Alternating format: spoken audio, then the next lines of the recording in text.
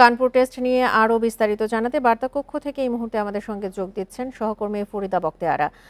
ফরিদা, প্রথমেই জানতে চাই যে আবহাওয়া আজ কেমন থাকছে সেখানে? কানপুরের স্লো উইকেটে খেলা হচ্ছে, সেক্ষেত্রে টাইগারদের সম্ভাবনা কেমন দেখছেন? প্রথমত উত্তরপ্রদেশের এই স্টেডিয়ামে খেলা একটুখানি সফরকারী দলের জন্য কঠিন, কারণ এই মাঠে আসলে ভারতের পারফরমেন্স ভীষণ রকম ভালো, পারফরমেন্সের রেকর্ডও ভালো। একই সাথে আপনি যেটা বললেন স্লো এবং লো উইকেট, এই উইকেটের পুরো সুযোগ কাজে লাগাতে পারে স্বাগতিকরা, এবং সেটার পরিসংখ্যান যদি আমরা একটু উল্লেখ করি, এই মাঠে 23 ম্যাচ খেলেছে ভারত, মোট 23 ওয়ানডে, এর মধ্যে কেবল 3টাতে হেরেছে। 7টা জয়ের সঙ্গে বাকি 13টাতে ড্র, এবং গেল 41 বছরে ভারত এই মাঠে কখনো হারেনি। কাজে সহজেই অনুমেয় ভারত এই মাঠে কতটা দাপট দেখাতে পারে।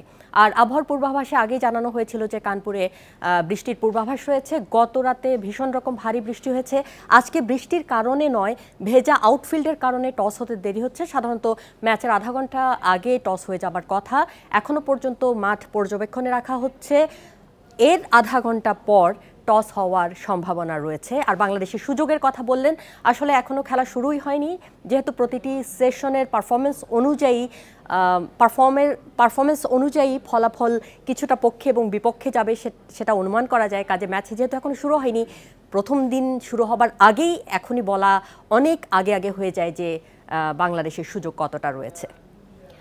আরেকটি বিষয় একটু জানতে চাই, ম্যাচের ঠিক আগের দিনই টেস্টকে বিদায় বলেছেন সাকিব।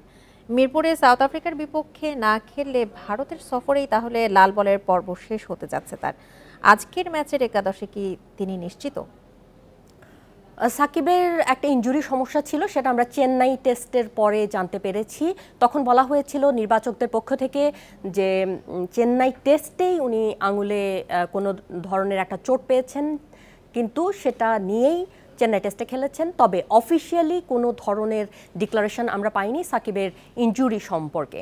হঠাৎ করে কানপুর টেস্টের আগের দিনই সাকিব টেস্ট এবং টি-20 থেকে অবসরের ঘোষণা দিয়েছেন, এবং বাংলাদেশের শেষ টেস্ট খেলার নিজের আগ্রহের কথা জানিয়েছেন সাউথ আফ্রিকার বিপক্ষে, যেটা অক্টোবরেই হবে। তবে আপনি নিশ্চয়ই জানেন, রাজনৈতিক নানা কারণে সাকিবের উপর কিছু মামলা এবং কিছু জটিলতা রয়েছে, যে কারণে উনি এখনো পর্যন্ত বাংলাদেশে আসতেই পারেননি। পাকিস্তান সিরিজের পর ইংল্যান্ডে গেছেন, ইংল্যান্ডে কাউন্টি খেলে ভারতে গেছেন, ভারতে সিরিজ খেলে বাংলাদেশে আসবার কথা। তবে সভাপতি ফারুক আহমেদও জানিয়ে দিয়েছেন যে ব্যক্তিগত নিরাপত্তা দেবার পুরো সুযোগ কিন্তু বোর্ডের নেই। তখন এইখানেও কিন্তু একটা জটিলতা তৈরি হয়েছে, সেটা সময় বলে দিবে আসলে কি হবে। আর একাদশে সাকিব আজকে থাকবেন কিনা সেটা টসের পরেই জানা যাবে।